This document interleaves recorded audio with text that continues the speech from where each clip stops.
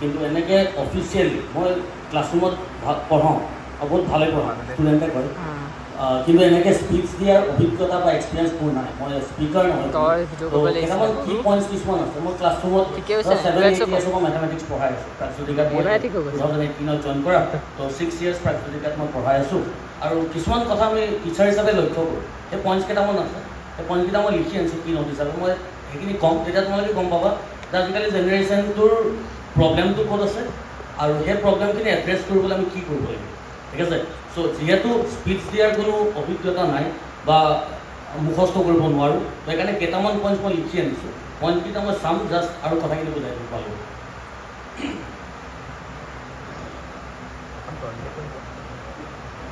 ক্লাছৰুমটোত যেতিয়া আমি পঢ়াই থাকোঁ কুন্তল ছাৰো আছে কুন্তল ছাৰো জানিব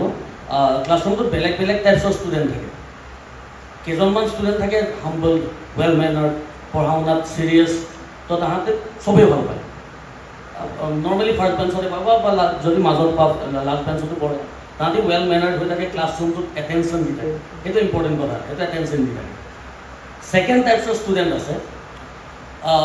বেক বেঞ্চাৰ্ছ বুলি আমি যাক কওঁ বেক বেঞ্চাৰ মই বেয়া বুলি কোৱা নাই কিন্তু কিছুমান বেক বেঞ্চাৰ এনেকুৱা আছে আজিকালি মোবাইলটো ইউজ কৰে ক্লাছৰুমত কোনোবাই যদি টিচাৰ পঢ়াই আছে হাতত মোবাইলটো থাকে কোনোবাই গেম খেলি থাকিব কি খেলা তোমালোকে COC হয়নে তো COC খেলি থাকিব কিবা কৰি থাকিব মেছেজ দি থাকিব চ' তেনেকুৱা কিছুমান ষ্টুডেণ্ট আছে আৰু এইখিনিলৈকে ঠিকে আছে বেক বেঞ্চাৰ্ছ কৰিবই উৎপাত কৰিব অকণমান এইখিনিলৈকে ঠিকে আছে এটা টাইপৰ ষ্টুডেণ্ট আছে সেইটো এটা প্ৰজাতি ষ্টুডেণ্টছৰ প্ৰজাতিৰ বিষয়ে কৈছোঁ দেই মই তাহাঁতি বৰ বেছি একো নাজানে যিবিলাক ভাল ষ্টুডেণ্ট তাহাঁতি ইমান শ্ব' কৰিব নাযায় কিন্তু যিবিলাক অকণমান তেনেকুৱা টাইপৰ থাকে ন কম জানে বা আজিকালি ইণ্টাৰনেটত কিবা এটা প্ৰব্লেম কৰি আহিল সেই প্ৰব্লেমটো টিচাৰজনে জানেনে সেইটো টেষ্ট কৰিবলৈ চাই কেতিয়াও একদম ৰেয়াৰলি দেখা পাব হয় ওলাব পাৰে দুই এটা এক্সাম্পল ওলাব পাৰে কিন্তু যোনে গোটেই বছৰটো নপঢ়িলে লাষ্ট 1 মাহ 1.5 মাহ পঢ়িলে তাহাঁতি খুব ৰেয়াৰলিহে এণ্ট্ৰেঞ্চ এক্সামবোৰ ক্ৰেক কৰে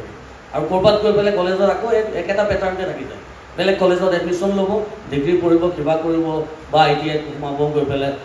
তাতো গোটেই বছৰটো তেনেকৈ আহিব পৰীক্ষা তাহাঁতৰ এইম এইটোৱে যে পৰীক্ষাটো পাছ কৰিব লাগে ঠিক আছে চ' তোমালোকে এতিয়া নিজে ডিচাইড কৰিব লাগে যে তোমালোক কেনেকুৱা টাইপৰ ষ্টুডেণ্ট হ'ব বিচাৰি আছা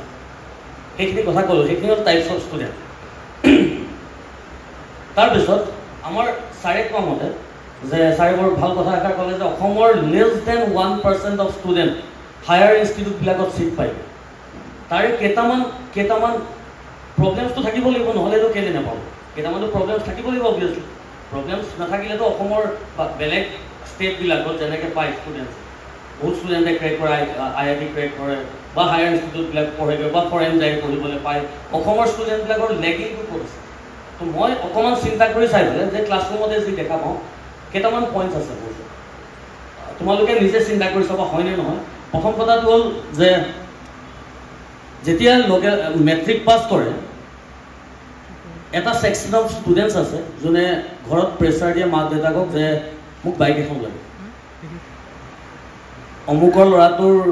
বাইক চলাই ঘূৰি ফুৰিছে গাড়ী চলাই ঘূৰি ফুৰিছে মোক বাইক এখন লাগে হাই ছেকেণ্ডেৰী নাপাওঁতে নহ'লে মই নপঢ়োঁ আছে প্ৰেক্টিকেল এক্সাম মোৰ নিজৰ এটা ষ্টুডেণ্টে তেনেকুৱা কৰি আছে মাকৰ এই মাত্ৰ মেছেজ এটা মই তোমালোকক দেখাই দিব পাৰিম ছাৰ ইয়াক বুজাওক নোৱাৰিছোঁ বুলি তেনেকুৱা টাইপৰ এক্সাম্পল কিছুমান আছে চ' তেনেকুৱা যদি মেণ্টেলিটি আছে তোমালোকৰ তেতিয়া অকণমান দিগদাৰ হৈ যায় এটা লাইন এটা আছে হিন্দীত যে মা বাপ के पैसों से ज़रूरतें पूरी करते हैं शौक नहीं शौक पूरी करनी है तो खुद के पैसों से करो মা দেউতাৰ যিখিনি পইচা সেইখিনি তোমালোকৰ যিখিনি নিডছ আছে তোমালোকৰ যিখিনি এডুকেশ্যন আছে তোমালোকৰ যিখিনি ধৰা নেচেচিটি আছে সেইখিনি পূৰা কৰিবলৈ ইউজ কৰা তোমালোকৰ যিখিনি ফূৰ্তি কৰিবলৈ আছে ন সেইখিনি যেতিয়া নিজৰ দমত ফূৰ্তি কৰিবা সেইটো মজাটো বেলেগ যেতিয়া এটা ইণ্ডিপেণ্ডেণ্ট ল'ৰা হৈ যাবা ইণ্ডিপেণ্ডেণ্ট হৈ যোৱাৰ পিছত নিজৰ পইচাৰে যেতিয়া তোমালোকে ইনকাম কৰাৰ পিছত নিজে উৰাবা সেইটো তেতিয়া তোমালোকক ক'বলৈ একো নাপাবা সেইটো এটা কথা সেইটো এটা লেগিং পইণ্ট আমাৰ ষ্টুডেণ্ট আৰু তেনেকুৱা কি হয় আজিকালি যে এটাই বাইক লোৱা দেখিলে বাকীকেইটাও জিদ কৰে যেন মোৰ লগৰটোৱে বাইক চলাই আহিছে মোৰ লাজ লাগে খোজকাঢ়ি যাবলৈ সেই তেনেকুৱা মই আজিলৈকে বাইক চলাব নাযাওঁ আজিলৈকে মই বাইক চলাব নাজানো ড্ৰাইভিং নাজানো মই ঘৰৰ পৰা প্ৰাগজ্যোতিকালৈকে টমটমত অহা যোৱা কৰোঁ কেতিয়াবা ৰিক্সাত যাওঁ কেতিয়াবা মেজিকত যাওঁ মুখটো দেখাত আনুকূল নিচিনা লাগে নালাগে নেকি বাইক নাই চলোৱা বুলি তো সেইটো এটা মেণ্টেলিটি যে সেইটো আমি চেঞ্জ কৰিবলৈ হৈছে যে অকণমান ডাঙৰ হোৱাৰ লগে লগে বাইক এখন লাগে সেইটো নালাগে আমাক বাইক স্কুটি সেইবিলাক যেতিয়া আমি নিজে অকণমান মেচিয়ৰ্ড হৈ যাম সেইটো এটা পইণ্ট দেই পইণ্ট কিছুমান কৈ আছোঁ ছেকেণ্ড পইণ্ট ইজ কম্পেনী তুমি কেনেকুৱা লগৰ লগত উঠা বহা কৰিছা তুমি তোমাৰ লগৰকেইটাৰ মেণ্টেলিটি কেনেকুৱা তাহাঁতৰ পঢ়া শুনাৰ প্ৰতি মন আছে নে নাই সেইটো এটা ক্ৰাইটেৰিয়া হ'ব পাৰে তুমি এটা টাইমত গৈ পৰীক্ষাত ভাল কৰিবা নে পৰীক্ষাত বেয়া কৰিবা এক্সাম্পলৰ সৈতে কম হয় যে কিছুমান ষ্টুডেণ্ট আছে ভাল ষ্টুডেণ্ট যেনিবা মেট্ৰিকত এতিয়া মেট্ৰিকৰ পাৰ্চেণ্টেজটো চাই আমি ষ্টুডেণ্ট এটাক চোকা নে গেধা কৈ দিব নোৱাৰোঁ আমাৰ সমাজখনে কৈ দিয়ে কিন্তু আমি ক'ব নোৱাৰোঁ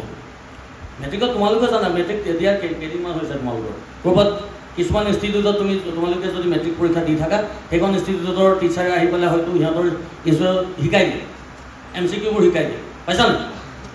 দেখিছা চাগে নিজে দেখিছে আছে এক্সাম্পল আছে তো মেট্ৰিকৰ মাৰ্কছটো চাই কোনোবা এটা ষ্টুডেণ্ট চোকা গেধা কাৰণ মেট্ৰিকৰ কোৰ্চটোত একোৱেই নাথাকে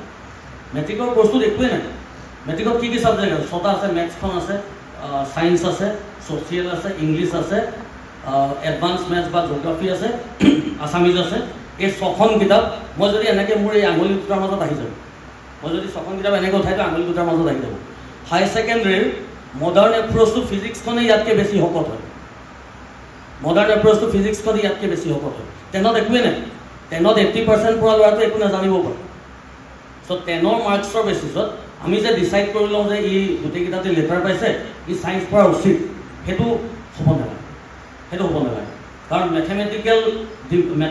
ব্ৰেইনটো মেথমেটিকেল এনালাইচিছ কৰিব পৰা বা চাইণ্টিফিক নলেজটো তাৰ আছে নে নাই সেইটো টেষ্ট কৰিব ল'ব লাগে সেই ষ্টুডেণ্টজনে সি নিজে বুজি পাব লাগে সেইটো ঠিক আছে তো তাৰপিছত মেট্ৰিক পাছ কৰাৰ লগে লগে কিছুমান ষ্টুডেণ্টে ভাবি লয় যে বহুত বেছি ডাঙৰ হৈ গ'লোঁ এতিয়া আমি মেচিয়ৰ্ড হৈ গ'লোঁ এতিয়া চব কাম কৰিব পৰা হৈ গ'লোঁ হয়তো চিগাৰেট এটাও খাব পৰা হৈ গ'ল হয় চকুৰ আগত দেখোঁ কেতিয়াবা এই কি এখন কৰেক্ট চাই ওচৰত হাই ছেকেণ্ডেৰীত পঢ়ি থকা ষ্টুডেণ্টকো কেতিয়াবা মই হাতত স্মকিং কৰি থকা দেখোঁ আমাক দেখিলে এনেকৈ লুকাই দিয়ে চিগাৰেটটোহে লুকাব পিছফালৰ ধোঁৱাখিনিটো লুকাই নাযায় হয় নাই সেইটো কথা চ' সেইবোৰ মেণ্টেলিটিৰ পৰা অকণমান আঁতৰি থাকিব যেতিয়া তুমি দেখিবা যে তোমাৰ লগৰখিনি সেইটো ৰাস্তাত গৈছে এবাৰ ট্ৰাই কৰিবা যে সিহঁতক বুজাবলৈ J.K. Rowling নাম শুনিছা হেৰি পটাৰ লিখিছিল তেওঁ প্ৰথম বুকখনত এটা লাইন কৈছিল যে it takes a great deal of courage to stand up to your enemies but it takes more courage to stand up to your friends তুমি তোমাৰ দুশ্মনৰ এগেইনষ্টত মাত মাতিবলৈ সহজ অকণমান কাৰেজ লাগিব কিন্তু ইমান টান নহয় তুমি বেয়া পোৱা মানুহজনক এগেইনষ্টত কিবা এটা ক'বলৈ ইমান টান নহয় কিন্তু তোমাৰ ফ্ৰেণ্ড এজনক তুমি টানকৈ কোৱাটো বহুত ডাঙৰ কথা বহুত বেছি বেৰবেৰি লাগিব তোমাৰ ফ্ৰেণ্ড এজন যদি বেয়া ৰাস্তাত গৈছে তুমি তাক ক'ব পাৰিব লাগিব তুমি এবাৰ কোৱা দুবাৰ কোৱা বুজোৱা নাই যে তই এইখিনি বেয়া কৰি আছ মা দেউতাই বহুত আজিকালি প্ৰাগজ্যোতিকাতে পঢ়িবলৈ প্ৰায় 50,000তকৈ বেছি পইচা লাগে এক বছৰ তো তাতকৈ বহুত ডাঙৰ ইনষ্টিটিউট আছে তাতকৈ বহুত বেছি পইচা লগা ইনষ্টিটিউট আছে কোনোবা হোষ্টেলত থাকে গৈ পেলাই কোনোবা PGত লৈ পেলাই থাকে তো এক বছৰত 1-1.5 লাখ টকা গুচি যায় তেনেকৈ সেইবোৰ পইচা ক'ৰ পৰা আহিছে মা দেউতাই দি আছে এইবিলাক পইচা সেইখিনি বুজাব পাৰিব লাগিব তোমালোকে যে লগৰখিনিক যদি দেখিছা যে ই পঢ়া শুনাত ধ্যান নাই দিয়া ই বেলেগ ধৰণৰ কামহে কৰি আছে তুমি এবাৰ হ'লেও তাক বুজাব লাগিব যে তই বেয়া ৰাস্তাত গৈছ যদি সি বুজি নাপায় তেতিয়া তুমি লাহেকৈ আঁতৰি তেতিয়া তুমি সেই কোম্পানীটোৰ পৰা আঁতৰি দিয়া কোম্পানী মেটাৰ্ছ কেনেকুৱা ধৰণৰ ল'ৰা ছোৱালীৰ লগত তুমি উঠা বহা কৰি আছা সেইটো মেটাৰ কৰা দেখিছোঁ একদম ভাল ল'ৰা ছোৱালী বৰবাদ হৈ যোৱা চকুৰ আগত দেখি আছোঁ সেইকাৰণে কৈছোঁ নিজৰ এক্সপিৰিয়েঞ্চৰ পৰাই কৰিছোঁ 3 নম্বৰ লভ ভাল পোৱা এটা সৰু ষ্টৰি এটা কৈছোঁ দেই সৰু ষ্টৰি ক্লাছৰুমত সঁচা ঘটনা এটা এনেকুৱা কথাটো মই মেথমেটিক্স পঢ়াই আছোঁ ক্লাছ 12ৰ ইণ্টিগ্ৰেশ্যন চেপ্টাৰটো আছে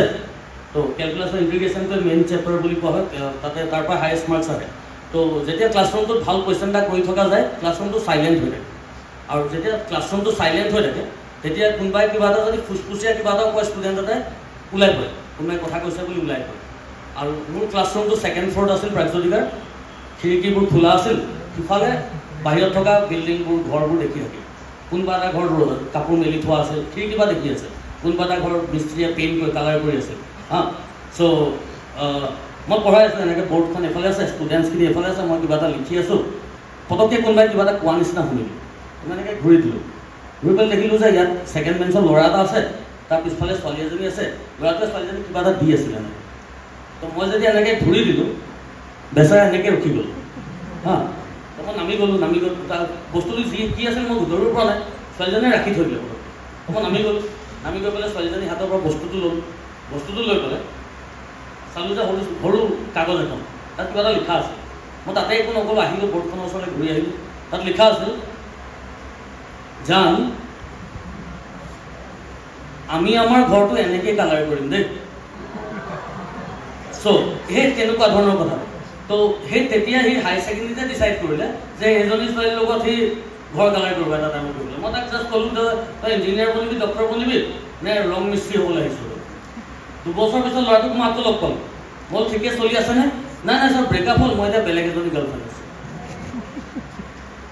হায়াৰ ছেকেণ্ডেৰীত হোৱা তোমালোকৰ এট্ৰেকশ্যন কিছুমান আহিব পাৰে, মই ফ্ৰেংকলি কৈ দিছোঁ। মই চকুৰ আগত দেখি থকা বস্তুবোৰে কৈছোঁ, নিজৰ এক্সপিৰিয়েঞ্চৰ পৰাই কৈছোঁ। কিছুমান এট্ৰেকশ্যন আহিব পাৰে, কাৰণ এইটো এটা এজ হয় তোমালোকৰ 16-17 এজ, এইটো এটা এজ, আমিও পাৰ কৰি আহিছোঁ। কিন্তু এইবোৰ বস্তু তোমালোকে চিৰিয়াছলি নল'ব, এইবোৰ দুদিনীয়া বস্তু। তোমালোকে এতিয়ালৈকে বুজিব পৰা হোৱাগৈ নাই। প্ৰেম ভাল পোৱা কি হয় বুজিব পৰা, তোমালোকৰ এট্ৰেকশ্যন এটাই হয়। এইটোত যদি তোমালোকে মাথাটো লগাই দিয়া, কি হ'ব, তাই মোক মেছেজটো অহাই নাই এতিয়ালৈকে, কি হ'ব, মই ভাতে নাখাম নেকি,